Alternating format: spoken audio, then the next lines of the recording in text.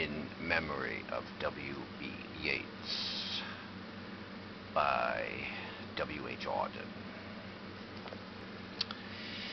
He disappeared in the dead of winter. The brooks were frozen, the airports almost deserted, and snow disfigured the public statues. The mercury sank in the mouth of the dying day. What instruments we have agree, the day of his death was a dark, cold day. Far from his illness, the wolves ran on through the evergreen forests. The peasant river was untempted by the fashionable quays, by mourning tongues. The death of a poet was kept from his poems, but for him it was his last afternoon as himself, an afternoon of nurses and rumours. The provinces of his body revolted, the squares of his mind were empty. Silence invaded the suburbs. The current of his feeling failed. He became his admirers.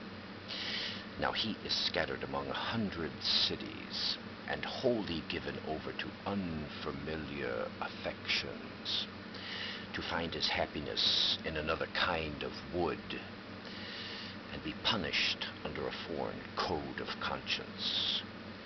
The words of a dead man are modified in the guts of the living.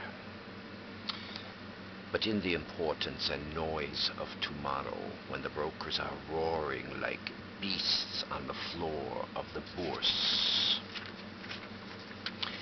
and the poor have the sufferings to which they are fairly accustomed, and each in the cell of himself is almost convinced of his freedom.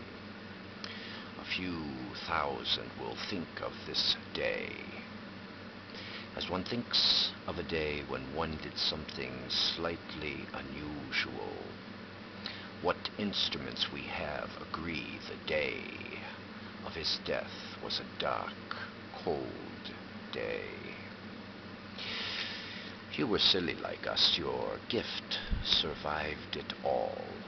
The parish of rich women, physical decay, yourself, mad Ireland hurt you into poetry. Now Ireland has her madness and her weather still. For poetry makes nothing happen, it survives in the valley of its making, where executives would never want to tamper, flows on south from branches of isolation and the busy griefs, raw towns that we believe and die in.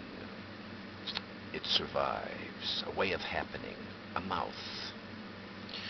Earth, receive an honored guest. William Yeats is laid to rest. Let the Irish vessel lie emptied of its poetry.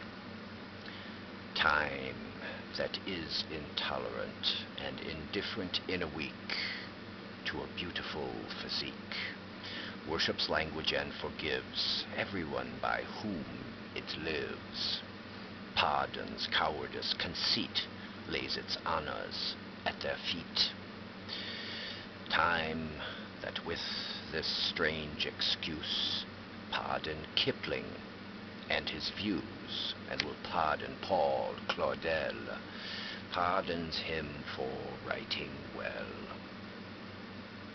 In the nightmare of the dark, all the dogs of Europe bark, and the living nations wait, each sequestered in its hate.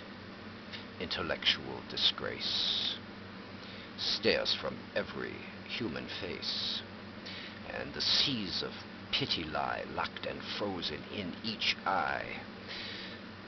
Follow, poet, follow right, to the bottom of the night.